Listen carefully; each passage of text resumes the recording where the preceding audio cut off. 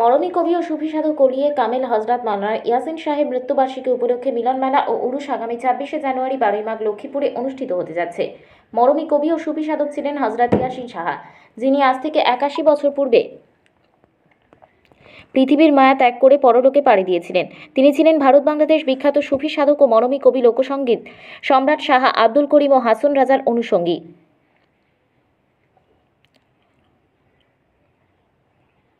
ওনার 81তম মৃত্যুবার্ষিকী উদযাপন উপলক্ষে আগামী 12ই মাঘ 26শে জানুয়ারি শনিবার ঊনকোটি জেলার কৈলাসহর মহকুমার লক্ষ্মীপুর গ্রামে অনুষ্ঠিত হতে যাচ্ছে। মরমী কবি ইয়াসিন শাহের স্মরণে আয়োজিত এই মিলন মেলা ও উরস অনুষ্ঠানে প্রতিবছর সম্প্রীতির অনুষ্ঠানে পরিণত হয়। এখানে হিন্দু, মুসলিম, পাহাড়ি, বাঙালি সকল অংশের মানুষ উপস্থিত থাকেন। এবছরও তার ব্যতিক্রম হবে না।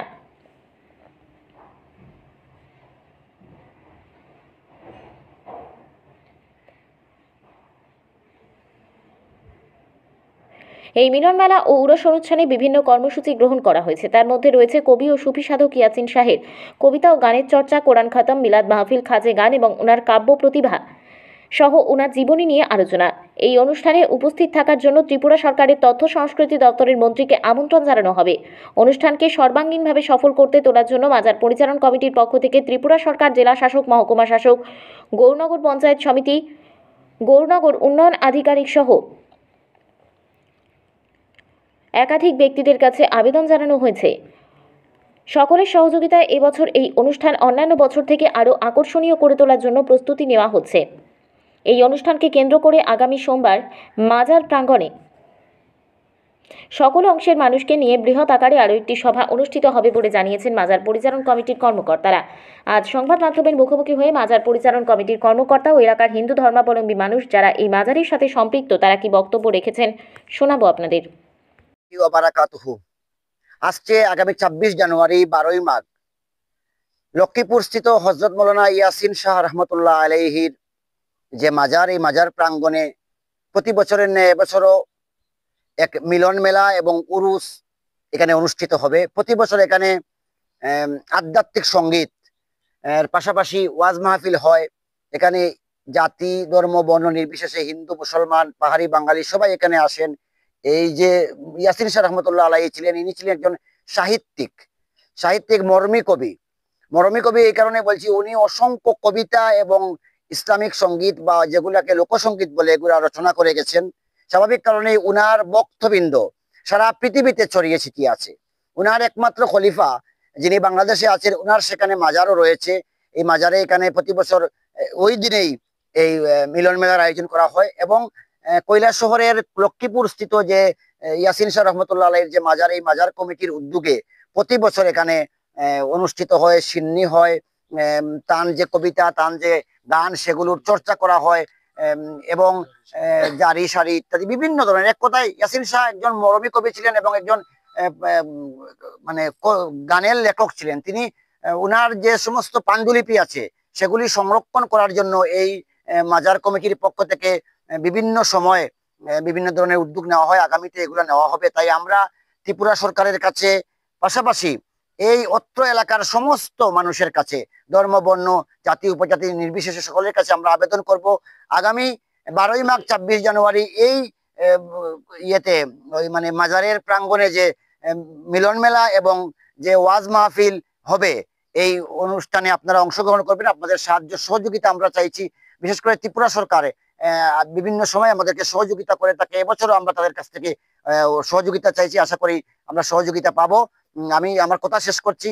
আরো একবার আপনাদেরকে জানিয়ে রাখি, শুধুমাত্র এই কথাটি আপনাদেরকে বলছি, যিনি ছিলেন হযরত ইয়াসিন শাহ, তিনি কয়েক হাজার কবিতা, কয়েক হাজার সঙ্গীত লিখে গেছেন। এই সঙ্গীতগুলো নিয়ে বাংলাদেশে তো বিভিন্ন বিশ্ববিদ্যালয়ে ডক্টরেট ডিগ্রি পর্যন্ত নেওয়া হয় ইয়াসিন শাহের সঙ্গীত এবং কাব্য প্রতিভা নিয়ে।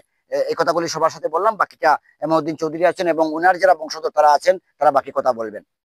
আমরা প্রতি বছরের ন্যায়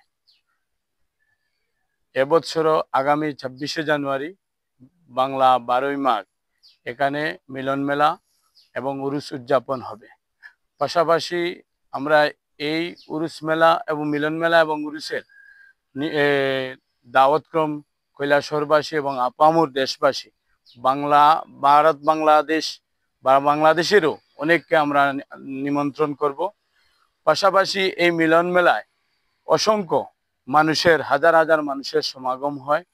এই সমাগমে আমরা চাইতেছি এবারে আমাদের রাজ্য সরকার, পাশাপাশি গণনগর আরডি ব্লক, এসডিএম মহোদয়, তথ্য সংস্কৃতি প্রত্যেকটা দপ্তর যাতে আমাদেরকে বিপুলভাবে সাহায্য সহযোগিতা করে এবং এই মিলন মেলাকে একটা বৃহৎ আকারে নিয়ে যাওয়া যায়, তার জন্য সরকারের দৃষ্টি আকর্ষণ করছি।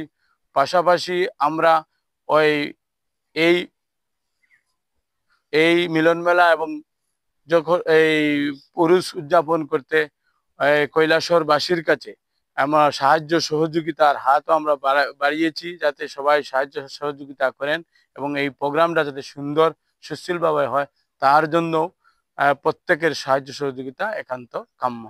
আমাদের এইবারের উদ্দেশ্য এই মিলন মেলাতে যাহাতে আমরা সর্বস্তরের মানুষ এবং যত সর্বস্তরের জনপ্রতিনিধিকে নিয়ে একটা বিরাট আকারের আমাদের মেলা অনুষ্ঠিত করার আমরা চিন্তা ভাবনা করেছি। পাশাপাশি আমরা মাননীয় বিধায়ক, গণনগর পঞ্চায়েত সমিতির ভাইস চেয়ারম্যান তথা ত্রিপুরা সরকারের মাননীয় মন্ত্রী টিঙ্কু রায়, পাশাপাশি তথ্য সংস্কৃতির মাননীয় এসডিএম মহোদয়, মাননীয় ডিএম মহোদয়, সবাইকে নিয়ে আমাদের এই একটা বিরাট এই যে মিলন মেলা অনুষ্ঠিত হবে, এই প্রোগ্রামে যাতে আমরা সবাইকে নিমন্ত্রণ এবং আমন্ত্রণ করার চিন্তা ভাবনা করেছি। পাশাপাশি আমরা কিছুদিনের মধ্যেই আমাদের অতিথির সাথে সংযোগ করে আমরা তাদের নিমন্ত্রণ পেশ করব। গৌরনগর পঞ্চায়েত সমিতির ভাইস চেয়ারম্যানের বাড়ি আপনাদের এলাকাতে, উনি কি ওনার সাথে কোনো কথা হয়েছে? উনি কি সাহায্যের হাত বাড়াবেন? কি বলেন? ওনার সাথে আমাদের কথা হয়েছে, আমাদের পঞ্চায়েত সদস্য যারা আছেন আমাদের গ্রাম পঞ্চায়েতের, ওনারা কথা বলেছেন